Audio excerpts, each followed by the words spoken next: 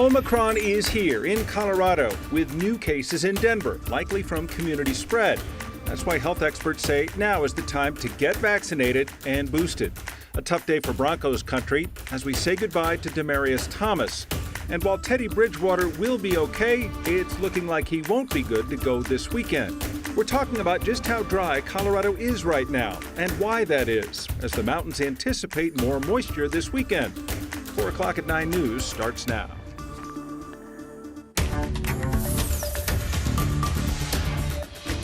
We start at 4 o'clock with Aurora police recommending that a second-degree murder charge be filed against a former Greenwood Village police officer in the shooting death of a teenager. It happened the day before Thanksgiving. Kevin Vaughn with our 9 Wants to Know team has the latest developments on the investigation. Kevin. Kim and Tom, Adam Holland was a 5-year veteran of the Greenwood Village Police Department. He resigned from the force November 1st. Holland has been under investigation since this confrontation on an Aurora street captured by a neighbor's doorbell camera. According to police, the dispute started with an argument over careless driving. It ended in gunfire. Police say both Holland and 17-year-old Peyton Blitzstein shot at each other. Holland was injured. Blitzstein died in the incident. Aurora police confirmed to us today they've recommended that Holland be charged with second-degree murder. Now the case is in the hands of Arapahoe County District Attorney John Kellner. He can file the charge recommended by police. He can file a different charge. He can ask detectives to do more investigation, or he can decide no charges are warranting. It's not clear when that decision will be made. Kim and Tom? Kevin, how different is this because it is a police officer or a former officer involved as opposed to, say, a regular citizen? This does happen, Tom. We had a case last year where a Department of Corrections officer shot and killed a 17-year-old burglary suspect in his backyard. He was arrested immediately in that case, but it was 2.5 months before the district attorney decided not to file any charges in that incident. All right, we'll keep an eye on this story. This one different because of the video involved and Certainly. a lot of witnesses as well. So, all right, thank you, Kevin. Now to Minnesota, where the jury is now deliberating the trial of Kim Potter, the former police officer who shot and killed Daunte Wright in a traffic stop last April. The jury got that case this afternoon after hours of closing arguments today. She didn't know she had a gun, so how could she consciously, recklessly handle one? It was a tragedy of her own making. And it's not just a tragedy. It's manslaughter. That she was an officer does not make it okay. The jury now deliberating 2 counts of manslaughter, the highest count carrying up to 15 years in prison. And the jury also received the case today in the trial of Ghislaine Maxwell. She is accused of helping Jeffrey Epstein sexually abuse teenage girls. Epstein took his own life in federal jail while waiting his sex trafficking trial. Maxwell's been held without bail since she was arrested in July of 2020.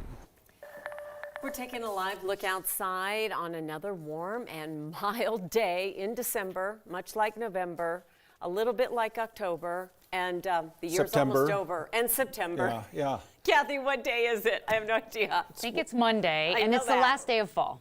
But oh, that's right. Our little box there says 59 degrees outside. Yeah. That is something else for this late in the day, this late in the year. We should be closer to about 43 degrees. Yeah, and we saw the similar numbers yesterday, and we'll see them again tomorrow. But we are tracking a storm for later in the week, and the mountains could be looking at some heavy snow by the time Christmas weekend hits, which would be well-timed. And maybe, just maybe, we can squeeze out a few snowflakes here for Denver if the system holds together and stays on track. Outside, we have fair skies and light winds, good travel, I-25 and I-70. There's a bit of wind over some of the higher passes, but no reports of blowing snow. Temperatures above average, upper 50s and low 60s this hour.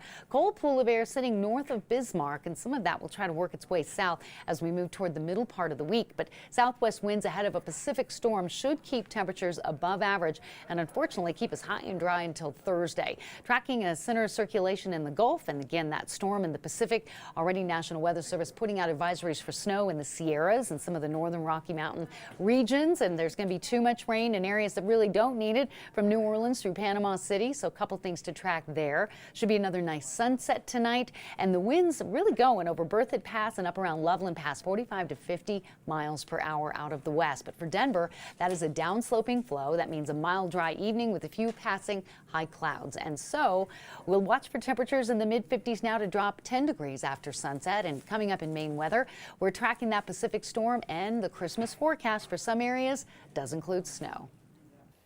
Well, it is Christmas week, so times are busy at the airport. It got even more hectic today out at DIA because the airport temporarily stopped those trains from running. We've learned that somebody bypassed security, went down the escalators into the arrivals area and boarded a train. Well, Denver police did stop the person. They're now under investigation, and airport operations resumed as normal at about 1 o'clock this afternoon. A small group of protesters gathered on the steps of the Capitol today asking for leniency for Rohel Aguilera Medeiros. He is the truck driver sentenced to more than 100 years in prison after a crash on I-70 that killed 4 people. 9 News reporter Angeline McCall spoke with those protesters, and Angeline, they want to raise awareness about this case, this sentencing in particular. That long sentencing in particular, Kim, Rohel Aguilera Medeiros was found guilty of 27 counts after his brakes failed on I-70 in April of 2019. 4 people died instantly. Since that decision to give him 110 years in prison, his case has garnered nationwide attention, even prompting a petition on change.org with more than 4.4 million signatures as of today. People here in Colorado have also been inspired to protest with a small group gathering on the steps of the Capitol. They're asking for pro bono work from expert lawyers to help appeal the case, or they are asking for clemency or a reduced jail sentence. I understand that the judge had to adhere to the minimum sentencing per law. However, we do believe that was an unjust sentencing. That's talking about 5 lives gone opposed to 4 now, with a 110-year sentence. 110-year sentence ran consecutively opposed to concurrently. There are 2 more protests scheduled in the next week to continue pushing for what they call a more just sentence. Kim? All the way around, that sentencing was something that really every angle, and the families and in this case, the man who's going to prison, all of them broke your hearts. Yeah, absolutely, and that's kind of what we heard from people today, is that they really want to put that out there. They want to say, you know, this is something that we all care about, and really have another look back at that sentencing. How we can do this. And the judge talked about that. Okay, thanks, Angeline. We turn back to the fight against COVID-19. From New York City to Miami today, we saw some long lines for COVID testing ahead of the holiday season.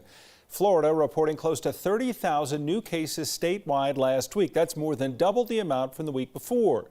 New York also reporting a single-day record for new cases on Friday, before breaking the record twice again over the weekend. This comes as more people are testing positive despite their vaccination status. And a new study published today in the New England Journal of Medicine found people who were vaccinated more than 6 months ago are now more than 3 times more likely to have a breakthrough case than those who were vaccinated recently. Researchers say their findings support the needs for everyone to get a booster. Now, just in the last hour, we learned that 2 people have tested positive now for the Omicron variant in Denver. Both cases believed to be through community spread and not travel. Both were fully vaccinated. One was boosted. Regardless, health experts across our state say the best protection is to get vaccinated and boosted. 9 News reporter Nelson Garcia talked with 2 doctors who say if you haven't gotten the booster, now is the time.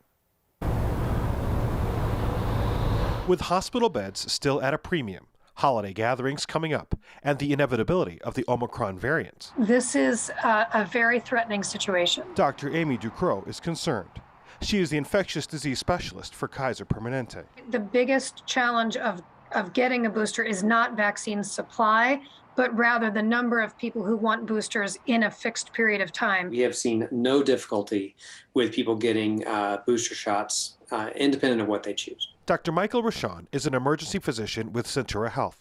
He says Omicron only takes days to be dangerous in those who are vaccinated, but not boosted. So in that 3 days, you can get the infection, it can start to replicate really quick, you can start to spread it, and then your immune system kicks in a few days. So you never progress to severe disease, but meanwhile, you might have spread it to 7 or 8 other people. That changes everything, and that's why we're talking about boosters as being so important. Both doctors believe hospital capacity is doing okay for now, but that can change. Now is the time to start protecting from that surge that would lead to hospitalizations in 2 weeks to a month.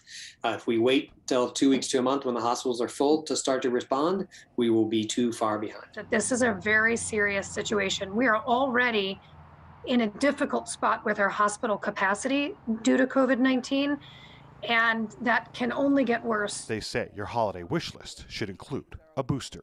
I would suggest if you would like to get your booster and not wait in line, get it today. I think you'll find it much, much easier than you will in a few weeks. Beat the rush to beat the virus. Nelson Garcia, 9 News. According to CDPHE, there is an ample supply of COVID vaccine boosters, which are being distributed in more than 1,800 locations across the state.